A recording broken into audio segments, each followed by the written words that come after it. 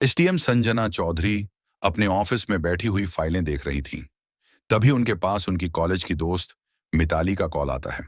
दरअसल 4 दिन बाद मिताली की शादी थी। वह बड़ी खुशी के साथ संजना को अपनी शादी में आने का इनविटेशन दे रही थी। संजना ने मुस्कुराते हुए हामी भर दी और उसकी शादी में आने का वादा कर दिया। 4 दिन बाद शादी का दिन आ गया। संजना चौधरी जाने के लिए तैयार हो गई। तभी उनके मन में ख्याल आया, हर रोज गाड़ी और सिक्योरिटी के साथ घूमती हूँ, लेकिन आज क्यों न जरा एक आम लड़की की तरह जाया जाए। कॉलेज की पुरानी यादें ताजा हो जाएंगी। यही सोचकर उन्होंने अपनी गाड़ी और सुरक्षा छोड़ दी। भाई की बुलेट बाइक पर बैठकर वह बिल्कुल साधारण लड़की की तरह अपनी दोस्त की शादी में जाने के लिए निकल पड़ी। जैसे ही एसडीएम संजना चौधरी हाईवे पर पहुंची, आगे पुलिस की बैरिकेडिंग लगी दिखाई दी। कुछ पुलिसकर्मी सड़क पर खड़े होकर वाहनों की जांच कर रहे थे। सबसे आगे दरोगा बच्चन राणा खड़ा था, वर्दी में और पूरी अकड़ के साथ। दरोगा बच्चन राणा का ट्रैक रिकॉर्ड बेहद खराब था। उसके खिलाफ कई बार रिश्वत लेने और फर्जी चालान काटने की शिकायतें दर्ज हो चुकी थीं। लेकिन उसके ससुर एक बड़े जज थे। इसी वजह से उस पर कभी कोई कार्रवाई नहीं हो पाई। अब वह जिस महिला को रोकने जा रहा था, उसे अंदाजा भी नहीं था कि ये महिला उसकी पूरी जिंदगी तहस नहस कर सकती है। एसडीएम संजना को करीब आता देख दरोगा बच्चन राणा ने हाथ उठाकर इशारे से रुकने को कहा। उसकी आवाज में रोब था, अरे ओ लड़की, बाइक साइड में लगा। संजना ने बिना किसी झिझक के बाइक साइड में खड़ी कर दी। दरोगा ने सख्त लहजे में पूछा, कहां जा रही हो? संजना ने शांत स्वर में जवाब दिया, आज मेरी एक दोस्त की शादी है, वहीं जा रही हूं। दरोगा बच्चन राणा ने उसे सिर से पांव तक घूरा और फिर बोला, अच्छा तो मोहतरमा दावत खाने जा रही हैं, मगर हेलमेट कहाँ है? हेलमेट क्या तेरे पिताजी पहनाएंगे? और बाइक भी बड़ी तेज चला रही थी। तेरी खूबसूरती देख मेरा चालान काटने का मन तो नहीं कर रहा, लेकिन क्या करें, ड्यूटी तो ड्यूटी है, मजबूरी है, चालान करना ही पड़ेगा। ये कहते हुए उसने चालान बुक निकाल ली। संजना समझ गई कि चालान तो बस बहाना है, उसकी नीयत खराब है, मामला कुछ और है। उसने शांति से कहा, सर, मैंने कोई नियम नहीं तोड़ा है। यह सुनकर दरोगा सख्त लहजे में बोला, ओ मैडम, हमें कानून मत सिखा। पुलिस हम हैं, तुम नहीं। कायदे कानून हमें अच्छी तरह पता है। संजना बस चुपचाप उसे देखती रही। तभी बच्चन राणा ने गुस्से में ऊंची आवाज में कहा, तू ऐसे नहीं मानेगी, तुझे कानून सिखाना पड़ेगा। अगले ही पल दरोगा बच्चन राणा ने अचानक उसके गाल पर जोरदार थप्पड़ मार दिया और गुर्राकर बोला, बहुत सवाल पूछती है, पुलिस जो कहे उसे चुपचाप सुनना चाहिए।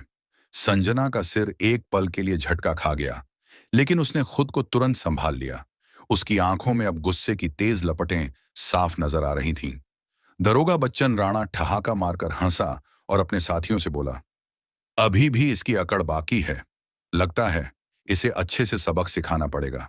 तभी एक सिपाही आगे बढ़ा और बोला, साहब, इसे थाने ले चलते हैं, वहीं इसकी सारी अकड़ निकाल देंगे। दरोगा ने हामी भरी, हाँ, थाने ले चलो, इसे वहीं समझ आएगा कि पुलिस से कैसे बात करनी चाहिए। इतना कहते ही एक सिपाही और दरोगा ने संजना का हाथ पकड़कर उसे खींचने की कोशिश की और बोले, चल, जीप में बैठ। संजना ने गुस्से से अपना हाथ झटक दिया और सख्त आवाज में बोली, यह सब करने की हिम्मत भी मत करना। उसकी आवाज में ऐसी दृढ़ता थी कि सिपाही एक पल के लिए सहम गया, लेकिन दरोगा बच्चन राणा का पारा और चढ़ गया। उसने सिपाहियों को आदेश दिया, इसका घमंड तोड़ो। सिपाही आगे बढ़ा और बेरहमी से संजना के बाल पकड़कर उसे जबरदस्ती घसीटने लगा। दर्द से संजना कराह उठी, लेकिन फिर भी उसने अपनी असली पहचान छुपाए रखी। वह देखना चाहती थी कि ये लोग अपनी नीच हरकतों में कितनी हद तक जा सकते हैं। इसी बीच एक और सिपाही ने गुस्से में उसकी बाइक पर लात मारकर नीचे गिरा दी। वह बोला, बड़ी आई शरीफ बनने, अब तेरा खेल खत्म। संजना अब पूरी तरह समझ चुकी थी कि ये लोग पुलिस की वर्दी में छिपे हुए गुंडे हैं। दरोगा की आंखों में गुस्से की आग थी। वह गुस्से में बोला, बहुत देखी हैं तेरी जैसी पापा की परियां, दिन में 50 आते हैं तेरे जैसे। तू पुलिस से भिड़ेगी? अभी तेरी औकात दिखाता हूं। उसने अपने सिपाहियों को आदेश दिया, चलो रे, ले चलो इसे थाने, वहीं इसकी सारी नेतागिरी निकालेंगे। एसडीएम संजना चौधरी अब भी चुप थीं। उन्होंने अब तक अपनी पहचान उजागर करने का कोई इरादा नहीं किया था। वह देखना चाहती थीं कि प्रशासन किस हद तक गिर चुका है और यह लोग अत्याचार में कितनी दूर जा सकते हैं। दरोगा बच्चन राणा अब झुंझला चुका था। उसके सामने एक लड़की खड़ी थी जिसने थप्पड़ खाए, बाल खिंचवाए, हाथ पकड़कर घसीटी गई, लेकिन फिर भी उसने एक शब्द तक नहीं कहा। उसकी यह चुप्पी दरोगा के अहंकार को और भड़का रही थी। उसने गुस्से से सिपाहियों को घूरते हुए आदेश दिया, ले चलो इसे थाने, वहीं देखेंगे इसका क्या करना है। दो सिपाहियों ने संजना के दोनों हाथ पकड़ लिए और जबरदस्ती घसीटने लगे। तभी संजना ने पहली बार जोर से कहा, छोड़ो मुझे। दरोगा हंस पड़ा और बोला, ओहो, अब जुबान खुली है तेरी, चल थाने में देखेंगे कितना बोलती है। थाने पहुंचते ही दरोगा बच्चन राणा ने जोर से चिल्लाकर कहा, अरे कोई चाय पानी और समोसे लाओ, आज एक स्पेशल केस आया है। संजना अब भी शांत खड़ी थी। वह गौर से देख रही थी कि आम जनता के साथ पुलिस किस तरह का व्यवहार करती है। कुछ देर बाद दरोगा ने अपने जूनियर को पास बुलाया और धीरे से कहा, सुन, किसी तरह इस पर कोई फर्जी केस बनाकर डाल दे। सिपाही चौंक कर बोला, क्या केस साहब? दरोगा ने कहा, कोई भी, चोरी, लूट, डकैती, जो भी ठीक लगे, बस इसे अंदर डालना है। इसकी अक्ल ठिकाने लगानी है, इसकी सारी नेतागिरी निकालनी है। संजना यह सब सुन रही थी, लेकिन अब भी उसने कोई प्रतिक्रिया नहीं दी। वह चुपचाप सब सह रही थी, मानो सही समय का इंतजार कर रही हो। दरोगा बच्चन राणा अपनी टेबल पर बैठा कलम घुमाते हुए बोला, अपना नाम बता और घर का पता बता। संजना चुप रही।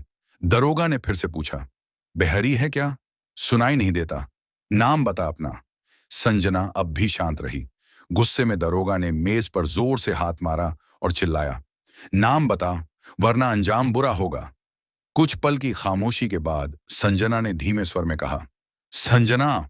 दरोगा ठाका मारकर हंसा, बहुत चालाक है तू, लेकिन यहां ज्यादा होशियारी मत दिखाना, वरना भारी पड़ेगा। दरोगा ने एक सिपाही को इशारा किया और सिपाहियों ने जबरन संजना को लॉकअप में डाल दिया। लॉकअप गंदा और बदबूदार था। भीतर पहले से ही एक महिला बैठी थी। संजना ने उससे पूछा, तुम्हें किस जुर्म में डाला है? महिला बोली, मुझे झूठे केस में फंसाया गया है। फिर उसने संजना से पूछा, और तुझे? संजना ने शांत स्वर में जवाब दिया, कुछ नहीं। अब वह और गहराई से सोच रही थी। अगर एक एसडीएम को बिना सबूत यूं ही अंदर किया जा सकता है, तो आम जनता का क्या हाल होता होगा। बाहर दरोगा बच्चन राणा ने सिपाहियों से कहा, इस पर चोरी और ब्लैकमेलिंग का केस डाल दो। सिपाही हिचकिचाया, लेकिन साहब, बिना सबूत के। दरोगा हंस पड़ा, सबूत? इस थाने में सबूत ही तो बनाए जाते हैं। कुछ देर बाद बच्चन राणा खुद लॉकअप में आ पहुंचा। वह गुस्से में हाथ उठाकर संजना को थप्पड़ मारने ही वाला था कि तभी दरवाजे से एक कड़क आवाज आई, रुक जाओ। सभी की नजरें दरवाजे की ओर घूमी। वहां पुलिस अफसर सोहन कुमार खड़ा था। थाने में उसकी छवि एक ईमानदार अधिकारी की थी। सोहन ने लॉकअप में बंद महिलाओं की हालत देखी तो उसके चेहरे पर शिकन उभर आई। उसने सख्त आवाज में पूछा, यह सब क्या हो रहा है? बच्चन राणा हल्की मुस्कान के साथ बोला, कुछ नहीं सर, बस एक सड़क छाप लड़की ज्यादा होशियारी दिखा रही थी तो सबक सिखा रहे थे। सोहन ने संजना की तरफ गौर से देखा। उसके हाव भाव किसी साधारण महिला जैसे नहीं थे। उसे कुछ अजीब लगा। उसने बच्चन राणा से पूछा, इस महिला का जुर्म क्या है?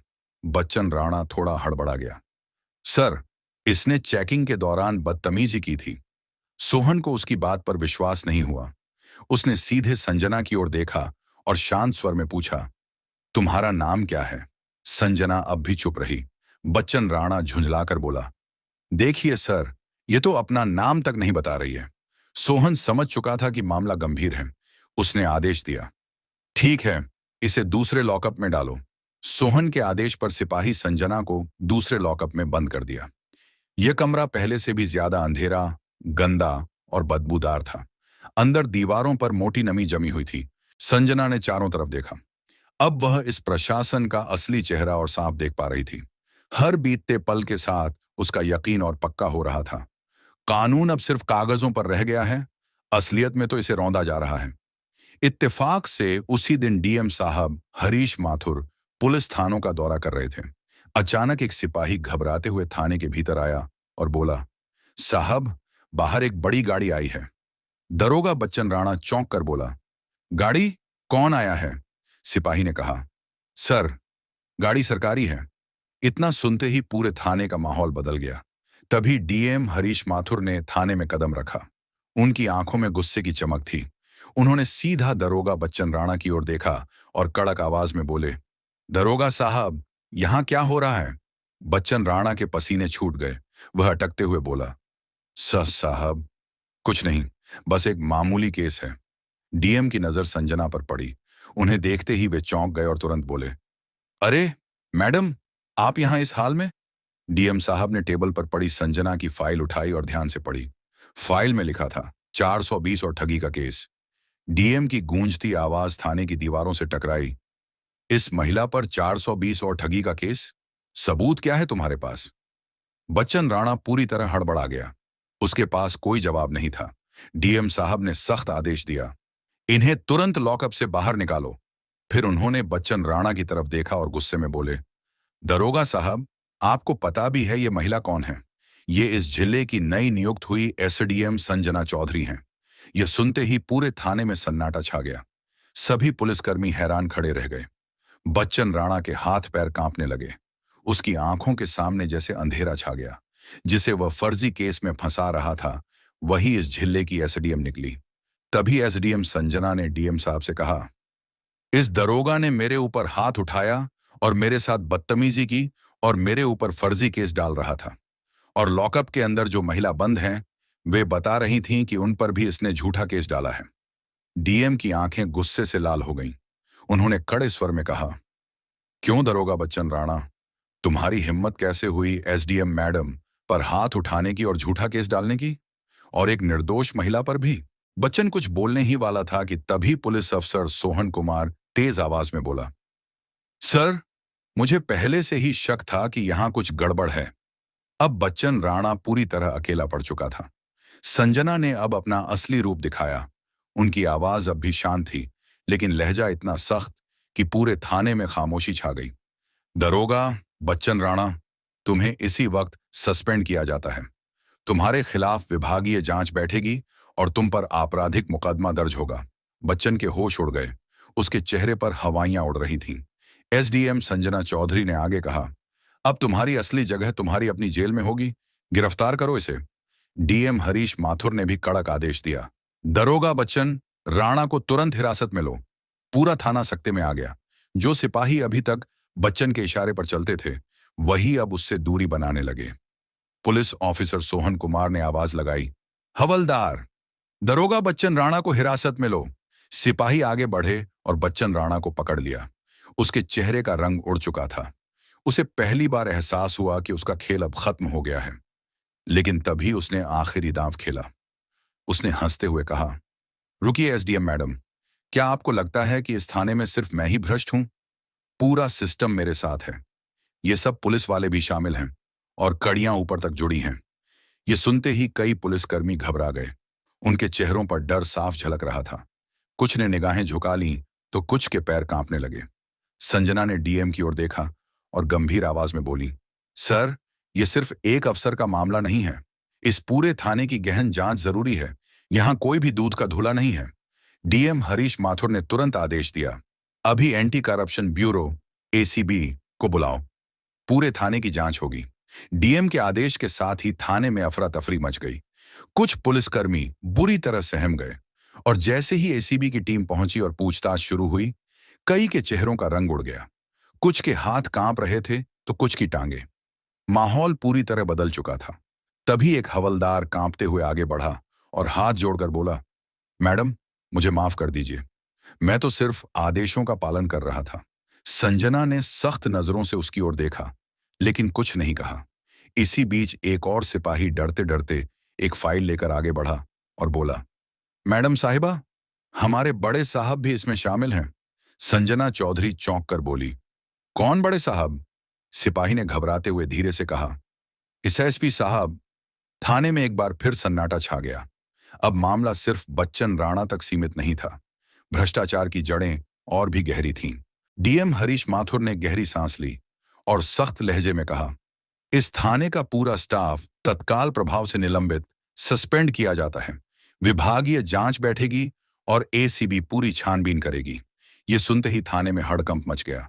कुछ पुलिसकर्मी घबराकर अपने फोन निकालने लगे, कोई बचने का रास्ता ढूंढने लगा, तो कुछ चुपचाप सिर झुकाकर खड़े रह गए। लेकिन अब कोई नहीं बच सकता था। संजना चौधरी ने दृढ़ स्वर में डीएम साहब से कहा, अब हमें एसएसपी साहब से भी पूछताछ करनी होगी। डीएम साहब ने तुरंत आदेश दिया, एसएसपी को अभी बुलाया जाए। पत्रकारों को जैसे ही खबर मिली कि पूरा थाना सस्पेंड हो गया है, वे तुरंत ब्रेकिंग न्यूज देने लगे। अब मामला पूरे जिले में फैल चुका था। थोड़ी देर बाद एसएसपी साहब भी थाने में पहुंच गए। उन्होंने चारों तरफ देखा और तेज आवाज में कहा, यह क्या नाटक चल रहा है? लेकिन एसडीएम संजना चौधरी शांत खड़ी थी। उन्होंने सीधी नजर एसएसपी की आंखों में डालते हुए ठंडी लेकिन दृढ़ आवाज में कहा, क्या आपको लगता है कि आप बच जाएंगे? फिर उन्होंने फाइल एसएसपी के हाथों में थमा दी और कहा, ये देखिए, आपके सारे काले कारनामों के सबूत। फाइल में घोटाले, फर्जी केस और वसूली के पुख्ता सबूत दर्ज थे। एसएसपी के चेहरे का रंग उड़ गया, माथे से पसीने की बूंदें टपकने लगीं। डीएम साहब ने अब देर नहीं की। उन्होंने सख्त आदेश दिया, एसएसपी को तुरंत गिरफ्तार करो। उनके खिलाफ विभागीय जांच के साथ साथ आपराधिक मुकदमा दर्ज होगा। इतने बड़े अधिकारी की गिरफ्तारी का आदेश सुनकर पूरा पुलिस महकमा हिल गया। यह पहली बार था जब किसी ने इतनी ऊंची कुर्सी पर बैठे अधिकारी को खुलेआम बेनकाब किया था। जैसे ही एसएसपी की गिरफ्तारी हुई, मामला राज्य स्तर तक पहुंच गया। मुख्यमंत्री ने तत्काल आदेश दिया, जिले के सभी भ्रष्ट अधिकारियों की सूची बनाई जाए और उन्हें गिरफ्तार किया जाए। इस आदेश के बाद 40 से ज्यादा पुलिस अधिकारी, 20 आईएएस अफसर और कई बड़े राजनेता गिरफ्तार कर लिए गए। एसडीएम संजना चौधरी की ईमानदारी और साहस ने पूरे सिस्टम को हिला दिया। अब जिले में एक नई प्रशासनिक टीम नियुक्त हुई और भ्रष्टाचार पर सख्ती से निगरानी रखी जाने लगी। संजना चौधरी ने अपना कर्तव्य पूरा किया। उन्होंने साबित कर दिया कि अगर इरादे मजबूत हों तो ईमानदारी से पूरा सिस्टम बदला जा सकता है। दोस्तों, इस कहानी से हमें एक गहरी सीख मिलती है। हिम्मत और ईमानदारी से बड़ी कोई ताकत नहीं होती। जब इंसान सच्चाई का रास्ता चुन लेता है तो बुराई चाहे कितनी भी ताकतवर क्यों ना हो, अंत में उसे झुकना ही पड़ता है। अगर आपको यह कहानी अच्छी लगी हो तो वीडियो को लाइक जरूर करें, अपने दोस्तों और परिवार के साथ शेयर करें ताकि यह संदेश और लोगों तक पहुंचे। और हाँ, चैनल को सब्सक्राइब करना न भूलें ताकि आगे भी ऐसी दमदार कहानियां आप तक सबसे पहले पहुंचें। आपकी राय हमारे लिए बहुत कीमती है, इसलिए कमेंट में लिखकर जरूर बताइए कि यह कहानी आपको कैसी लगी। धन्यवाद। जय हिंद।